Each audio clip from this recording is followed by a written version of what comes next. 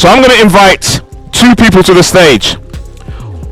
I'm going to invite them now. One is an incredibly beautiful human being by the name of Charlene White, and the other one is Tim Campbell. He's my brother. I love him. He's a beautiful, handsome man. Please welcome to the stage Charlene and Tim.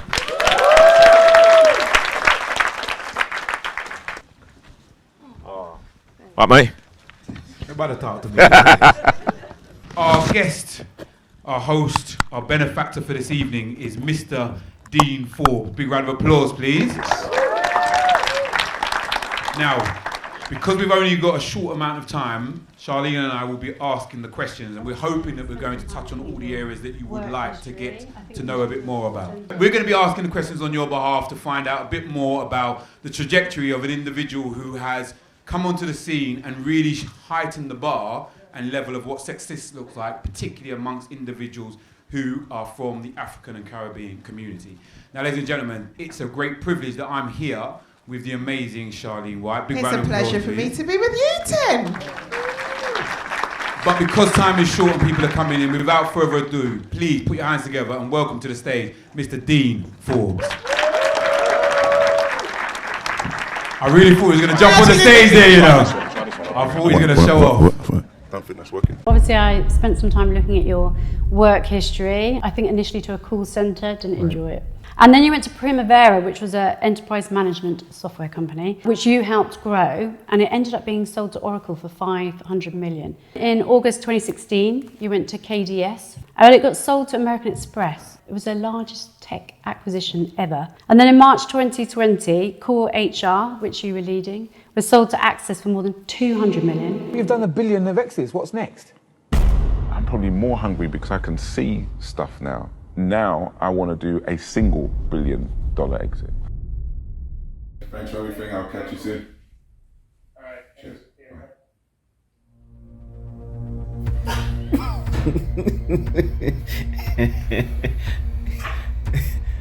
A man pulled off a £1 billion deal. Bruv, that's so mad. Cheers. Yes, bruv, man. Congratulations to you, bruv. Flipping hell. Boom. First things first, to get to the top non-stop, you gotta show some resilience and go up. Dean, been a diamond in the dirt, let me show them diligence. That's B for boss, he counted the cost and he stepped in with brilliance. He's showing the people game of his business, man sold that for $1 billion. His first name Dean, and why you think they call him Forbes? That's €1 billion, my G, where you think he sold it for?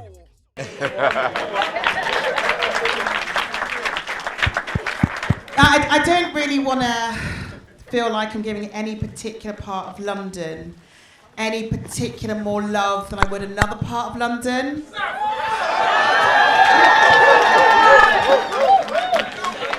Can I give a shout out for the hashtag Blue Boroughs in the room? Yeah, unfortunately, the wonderful Tim will feel like he's been bullied right now because he's from East London. No worry about that, but Jamaican people in the house, yes? All right. Before we kind of get into this incredible and emotional moment with you doing the deal, which was amazing, how does it feel to be a guy from South London that you can read articles in papers, you can watch shows on TV, where the likes of us aren't supposed to amount to very much at all? What is it like for you to sit here in this room with all these people sat wanting to hear your story, to gain inspiration from you and look up to you? What is it like for you? I didn't think we were going to start there, but I don't know, man. It's a dream. It's a dream come true. I mean, when we started out, we never ever imagined that our journey would, take us on this course, give us these amazing blessings, provide for our family and friends in the way that it has, and then to keep going and have so much positivity from the community recently. It's just been it's been positively overwhelming, to be honest. It's been really just unbelievable. I'm so grateful. And when that moment happened, it's incredible because it's very rare for you to see somebody at your level show the honesty of that moment, of you making that deal and showing how important it was to you. to have someone there with you filming that moment. Why have you chosen to be so honest about that? Most people would hide that. They'll go, oh yeah, it was great, yeah, I did it, and went to sleep, got on with the rest of my day. Well, firstly, like me, everyone knows me and Lee are good friends, so that deal, we kind of hoped it was coming to conclusion. So Lee was coming round every night. Was this the night? Was it going to happen this night? But he was living it with me, because I was on edge, and he was just kind of sat in the room, and I was having the calls, and we were negotiating, and everything was kind of happening. He was just there with me. I'm so grateful that he recorded that moment.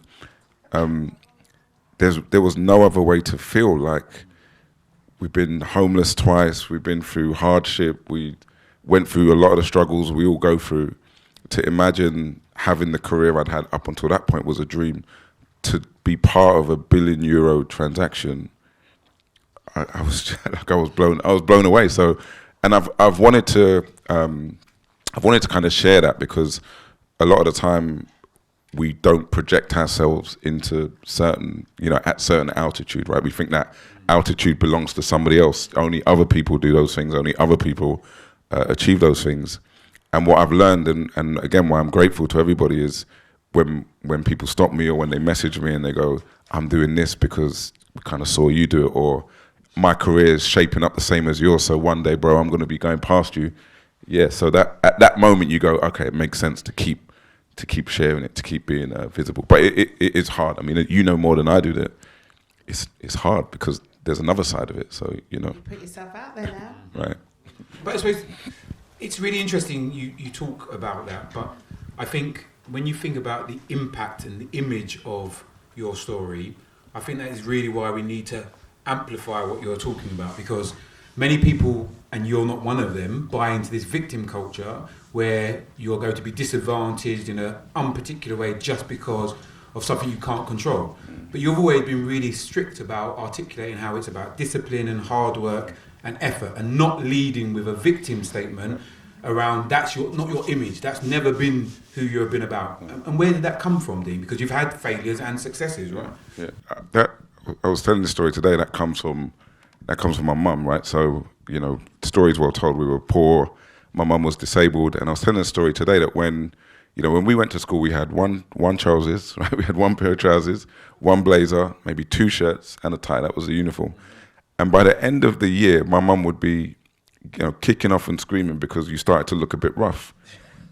And now I look back and think, well, I've been wearing this like 5 days a week for 9 months. I've grown out of it, but she was adamant that you should still be pristine. Why have you come home looking like that, right? Growing up in the way we did, she was adamant. A's was the minimum.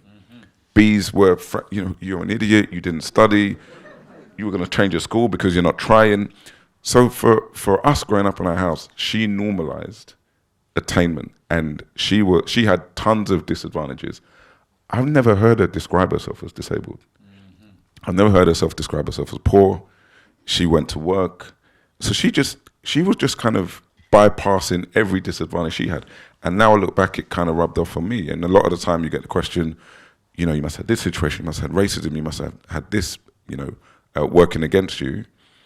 And I look back now and go, well, maybe, probably, but I just didn't, if it was happening, I didn't stop. Like, it probably happened more than I realized, because I was just like, okay, this guy's an idiot. He seems to not like me. It might be because of that. So we just have to get around him and keep moving to the next thing. So I just didn't stop to think about it. What attributes of your personality and the way that you grew up and the attributes your mum passed on to you, do you think aided doing that deal and that path to where you've ended up today? Yeah, it's a good question. I was talking with Femi and Nikki last night, and they said, what would you change about the journey? Like, what would you change? I said, absolutely nothing. I said, are you crazy? Like, change something. What, take out one of those hardships? Absolutely not.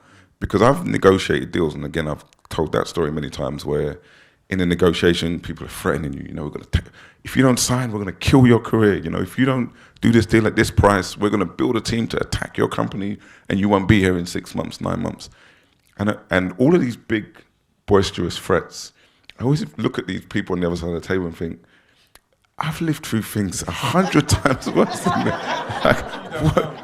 What are you stupid? you can't put me in a situation that's harder than things I've already built. So if you take out those tough moments, my resilience is lowered, and then in those situations, who knows, maybe I crumble, emotions kick in. But I've always just thought, like, this matters to you. It doesn't, back to corned beef and rice, I'm fine. Like, that's, we grew up on that. Don't forget the peas, right? But I think it's another really important thing. You are articulating that your background and the adversities have been turned into a superpower, right? Because you use those in a really powerful way to navigate and move around. But let's not make it where there isn't low moments, right? There aren't tough times, because I think sometimes people's journeys are impacted negatively. What do you do to deal with that thing when it is difficult, when you are faced with an obstacle or a challenge, or something hasn't gone wrong? What do you do, and what would you share with the audience about what they might learn from those experiences? I don't think there's like a ubiquitous coping mechanism. If in the low moments we all just do this, we'll overcome it. Because I think we're all wired differently. Our emotional buttons are different. We deal with stress differently. So I don't think there's one thing. The single thing that I found to be helpful, and I think everybody can use, is just like self-awareness. So when I look at this deal compared to the first deal, when the first deal was, the same things happened in the first deal that happened in this deal. You get an offer, somebody retracts an offer, somebody promises something, they don't deliver on it. 10 people are saying, oh my God, we have to have this company, we're gonna buy it. Suddenly 8 of them have vanished. All of the same things happened in the last deal that happened in the first deal. In the last deal, when the low moments happened, I still dipped, right? You still wear it. But when I'm wearing it, I'm going, this is what happens. Just breathe. You feel low now. You're disappointed. Don't worry, it's gonna sort itself out. What are you gonna do? Just walk through it, live with it a little bit. I just had the experience and the calmness to go through it. I'm still as low as I was in the first deal. I just know I'm gonna walk through this and just get a bit of confidence to just keep stepping. But you still get low. It's very lonely. I get low. How do you deal with that? Because you're dealing with a lot of money. You're dealing with staff, you're dealing with making sure that things aren't lost, where your family is concerned, all of that stuff. It's not just easy as you're saying it. What processes do you have to go through in order to be able to cope with that? It's a stressful environment that you're living and you're working in. Well, for me, it's very personal. So I'm naturally introverted. So I recover in silence. Right, so in those moments of stress, I need to go do my family duties, I need to do my work duties, and then I need to go somewhere that's quiet, right? And that's often running or exercise, or even things like football. Not that football is quiet, but at football, nobody asks you for a pay rise, nobody asks you to solve a problem, nobody asks you to take the bins out, right? You escape all of those obligations, and now people are poking fun at each other, hiding each other's underpants, and it acts as silence for me. So I recover in silence, but that's because I'm self-aware and I know that's where my refuge is. So that's where I go. Can we take it a bit broader now then, I suppose, is that you've had an amazing altitude that you have navigated, right? And it's fair to say not many people have fractured at that level, right? But it's now... Very few. And your head still gets bigger. But no, listen, I think you should... I don't declare, I think you should own it. I think sometimes we live in this false modesty where I have to be... You should own that and celebrate the successes, and it's a great success, right? But what I say, from the altitude, what's your hope and vision? Because you do an awful lot through FFG and a number of different things that many people don't have to do in terms of setting up a foundation, going out into the community, particularly through COVID, helping disadvantaged mothers with milk and supplies and all this different stuff, right? What's your vision now with your influence and power? Being named the #1 most successful and powerful black person in the UK, what are you going to do with that power and that platform? Well, there's a couple of things. So we want to carry on building this kind of networking format, right? Like what, Davina said at the start, which is those connections which I've built over time are absolutely a gateway to success. When you're in those low moments, you call somebody and they fix a problem for you, or they give you a career opportunity. All of those kinds of things we want to keep creating environments where other people can access those connections. So that's a big focus for FFG, and hopefully before we leave we can touch on a few things. But the other side of that is we'd love to do that at scale, but I really care about it happening on an individual basis. Right? And we've had this argument many times about how big could it be, how national could it be, and I always flip-flop between, if this event happens and 2 people leave here 2 steps further on than when they arrived, then I'm sorry, it just means 198 of us had to participate in moving those 2 people forward. And that's a good outcome for me, yeah. In terms of, because we also want people to get useful bits out of this session that they can take home and they can put into their daily work and home lives. What would you say is the thing that's been most useful to you that you've had to learn within business? So, for instance, for me working in media, as I'm sure Eileen will also attest to, is networking. So my mum was a social worker, my dad was a postman. They knew nothing about networking. It's something I had to learn what it even meant and then learn how to do it. But for me, that's been the most useful thing in my 20-plus career. Yeah, I know, don't look it. In my 20-plus career, what would you say is the most useful thing or useful attribute within working within the business space? The power of the plan. Always talk about having a plan, short, medium, long-term plan.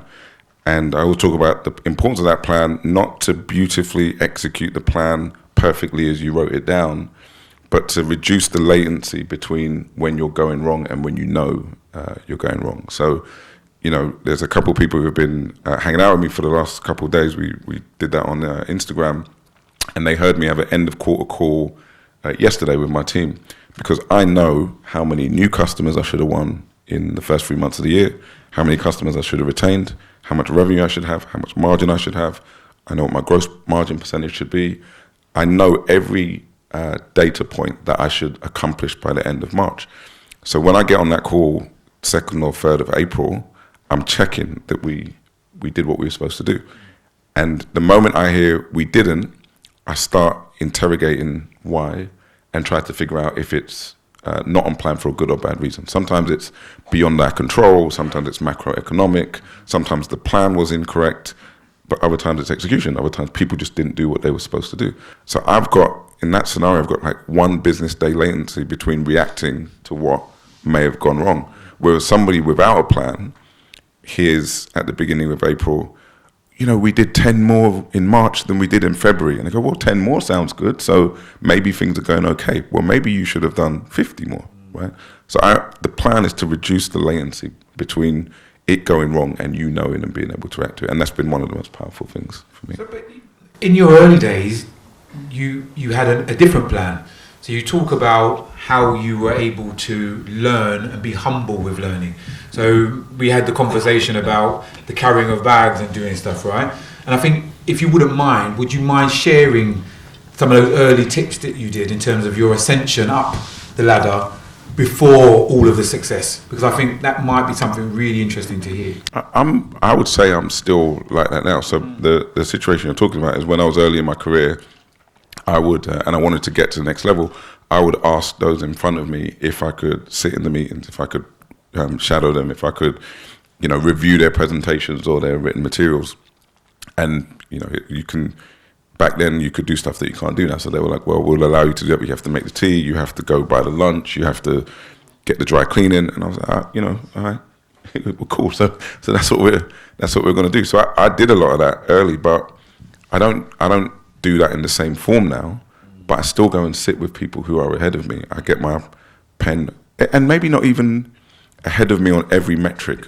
Yeah, they're doing something brilliant, and I go and sit with them. I take my pen and my paper, and I listen, and I write down the gems. And like Timo said, I come home and I go, that's dope, he's done that. I'm going to do exactly what he said I'm going to do. We spend time at my house, and we chop it up, and sometimes I talk to him about stuff, and he's like, he's the same. He writes it down on his phone. He's like, that's dope, I'm going to do that. And he talks to me, I'm like, oh my God, I didn't even think about that.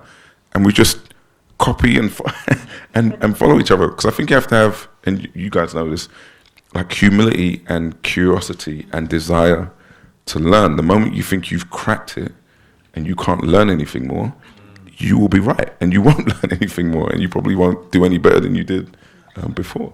It's when you had your wealth advisor up on stage, it was, I think, quite a fantastic gift to give to everybody here, who I think would have learned quite a lot from him. I found it utterly fascinating.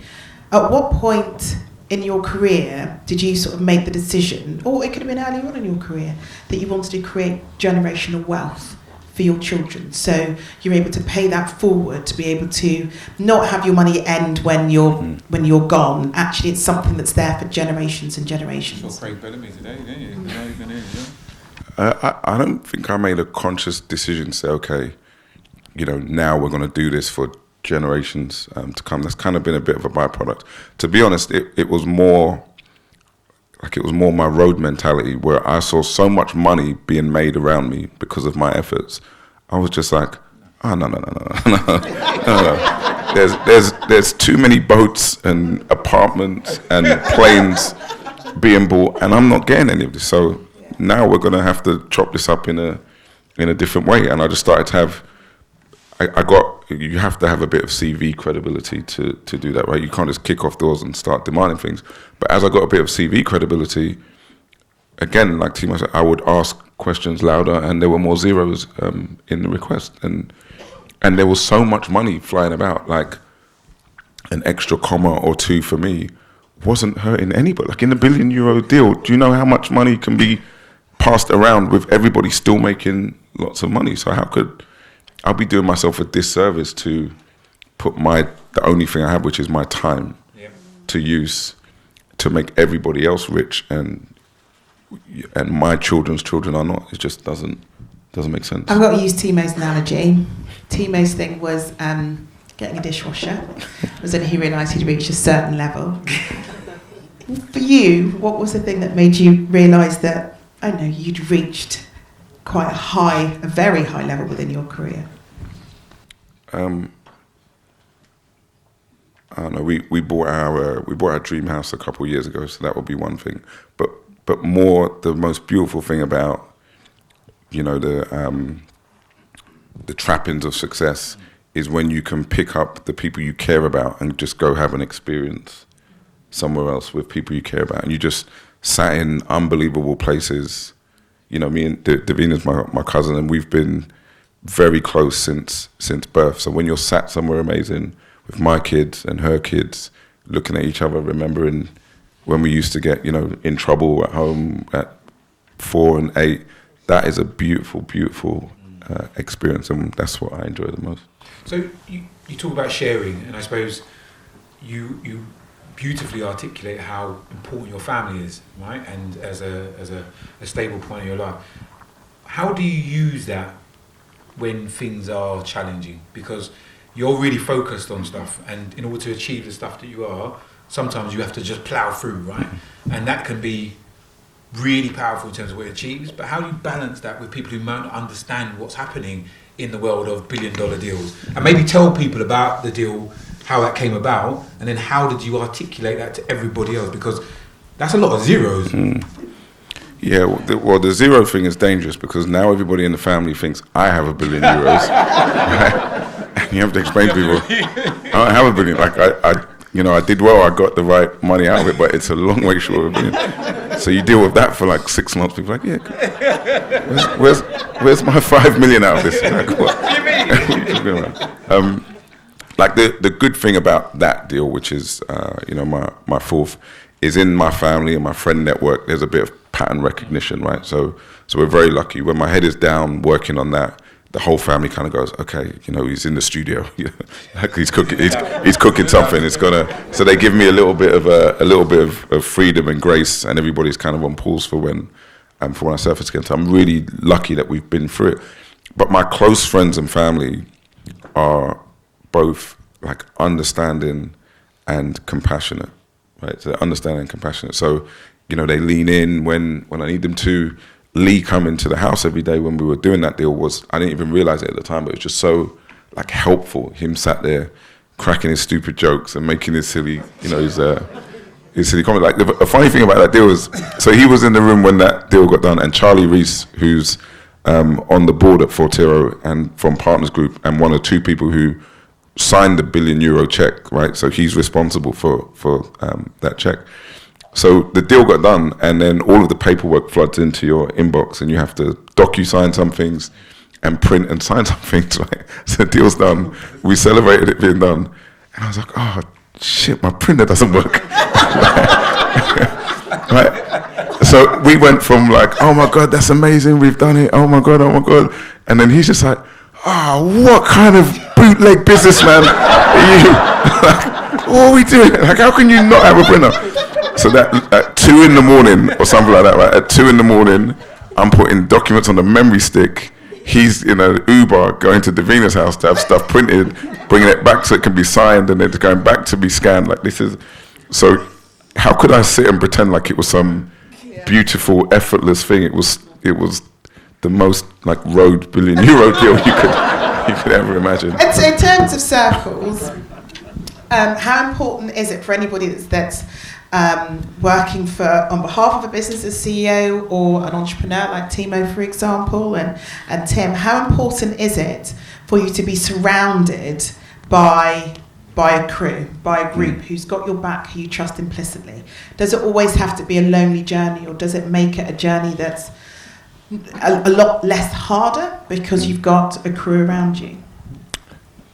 I'm very blessed. You know, my friendship circle is extremely small. My family circle is like my close. I've got a lot of friends. I'm blessed in that way. But the people I spend day-to-day time with, I'm very, very blessed. Among the men I spend a lot of time with, there's no egos.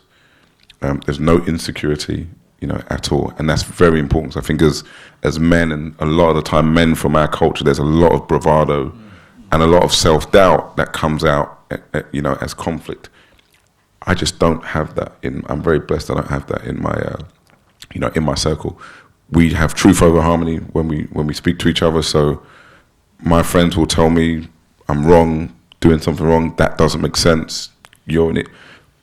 We have that. There's no preservation of politeness if we call it as we see it. So having that around me has been like a superpower, and I see a lot of talented people held back by a circle that they're trying to carry. I haven't had that problem for years, but I was proactive with that. So I've stopped speaking to people. I've cut people off. I measure people's value to me. I don't. It sounds harsh to say it, but if you're my friend or family member, you're supposed to bring me value. You're supposed to contribute to my life. So if I've got people around me who aren't doing that, we have to ask questions. Like, why would we do that? Done the deal, sold to numerous companies, listed on infinite amount of lists, trophy cabinet just gleaming better than the football one, but we won't talk about that. What's next? Well, there's a few things we wanted to talk about from FFG. You know, we're trying to put some structure around taking this kind of to the next level. You know, in a few years' time, we want this to be a consistent club that people can be part of, get to the network, get good information, get a bit of kind of expertise, advice. Do I have the clicker? Okay. So one of the things we're doing is a pitch competition. We're calling that a kind of cap table pitch, and you can win £10,000. We're putting up £10,000 to the winner of that, because there's a lot of great businesses in the community. There's a lot of budding entrepreneurs, and I see two main drivers of their success. It's access to advice and access to capital. So as part of my role with Court and Capital, we've put together this pitch competition. Dwayne Reed's running it from FFG. It's kind of going to take a knockout competition format. We've got great investors, people with long experience in tech from Court and Alex and Russola here, and they'll be part of that competition. And the winner will get 10K and advice. So, that's just one of the things that we're doing. So we'll be announcing that soon. If you want to talk to Alex and Russola about that, they're here today. Something else we're doing is the Zoom series. So, this is great. Getting everybody together is great. It's been a logistical challenge as it's just grown and grown and grown. So something we'll be doing is a kind of Zoom series, and it will kind of have the similar kind of context to this, which is we'll get a great speaker, somebody highly knowledgeable in their field. We'll get them on a Zoom call. We'll invite the FFG kind of network. They'll do 20 minutes presenting and 20 minutes of Q&A. And again, that is about giving access to hugely experienced people in a semi-intimate environment. So the first one is with Rodney Appiah, who's managing partner and co-founder of Cornerstone VC. He's been around tech investing for a really long time. Has raised a fund that is focused on supporting underrepresented founders from our community. They write checks of $250,000 to $1 million, and he's going to give a talk on how to build an investable business. So somebody who's been there, seen it, done it, spend time on how to build an investable business. So we'll share details of that on social media. And I think so thank you, Rodney, for doing that. And we'll also get Charlie on one of these as well, and keep bringing those experts. And then the first thing is the Ascension Project. Third thing, is we had Project 10. The team have worked to kind of reformat that mentoring scheme. And we're working with the Crystal Palace Foundation, which is a bit ironic given my background. Given that's the only organisation to fire me, like Crystal Palace Football Club is the only org to fire me. But we're kind of gone full circle, and we'll be working with them to create a pathway for young people, and that pathway will start with paid work experience and mentoring. So that's 18 to 25 year olds, and something that we're putting in place to support kind of people a bit earlier in their career journey. So it's nice to be able to lean on our network and kind of do these things, and I hope they'll be helpful. Well, I think it'll be infinite. Round of applause, please, ladies and gentlemen. We've got about 5 minutes, I think. And one question I did sort of want to touch on with you is, why have you decided to put yourself forward? You could stay behind the dark screen of I'm a CEO, I've done a deal, and I don't want to put myself out there. You put yourself out there, and you know what that comes with, especially on social media. But why have you decided to do this? Yeah, because of Lynn. Because of Lynn and Link Up TV. We used to argue about it all the time. Lynn was always kind of like, this story needs to be told. More people should see this. More people would benefit. And I was just like, you're just doing a job. Nobody really cares. And we did the Link Up interview, and it got such a good reaction. And then I started to dabble a little bit. And as I said, the more I dabbled, the more like positivity I got back. And people said it was helpful. So we just kind of carried on doing it. But it's a challenge. Being famous now. Yeah, no, it's a challenge. We had a conversation the other day, which was so helpful for me, around what you've had to deal with, right? So the all-black episode of Loose Women, and you were describing that you knew that was going to be hell, and you still yeah, because racist trolls have a field day, but that between the four of us, we just don't care, because we know the impact it has. We love the work that we do, and we are not going to be dictated to by people that can't bother to leave their house, and will sit there and just abuse us. We don't care. And it's about power. You can't, but people who have never met you, have nothing to do with you, have no impact on your life, never give them the power over you, ever. Yeah. Because the only people that deserve to do that is that tight circle that you were talking about, and that's friends and family. And that's something the four of us made a decision about very, very early on, because we knew that was coming, and we were like, no, we are not giving them the power, because we are the ones with the power. And that's what you've always got to remember when it comes to trauma. Unbelievable. And talking of being like out there, you were the origin of my realization of the power of the network, because when I was working at Primavera, and I always tell that story, having to put on that corporate uniform, code switch, which is something you talk about, speaking a different way. When you go to work on Monday and people ask you how your weekend was, you have to make up a different story to the actual way you spent your weekend. And I was struggling with that. And then, Tim and me met, and we started talking about it, and Tim was like, yeah, that's what you have to do. That's how it goes. And suddenly I just kind of relaxed into it. And again, that's why these kind of things are important, because we meet other people walking a similar path, right? That's how we met 15 years ago now. And I don't know where any of you are in this conversation today, right? But if you can take anything from the conversation, it just should be stick with it. Because your path is your path, isn't it? 100%. One foot in front of the other, next day at a time. But before we close, this has been such a special moment for me. I asked Charlene to do this. She said yes immediately. And then I found out how much she was reorganizing her day and kicking things out of her schedule to come and do this. And I asked you to do this, and you agreed to do it before you knew what it was you were agreeing to do. And Tim flew back, recently from Ghana to do this. So this morning. So I appreciate you guys doing this. I really, really do. So thank you.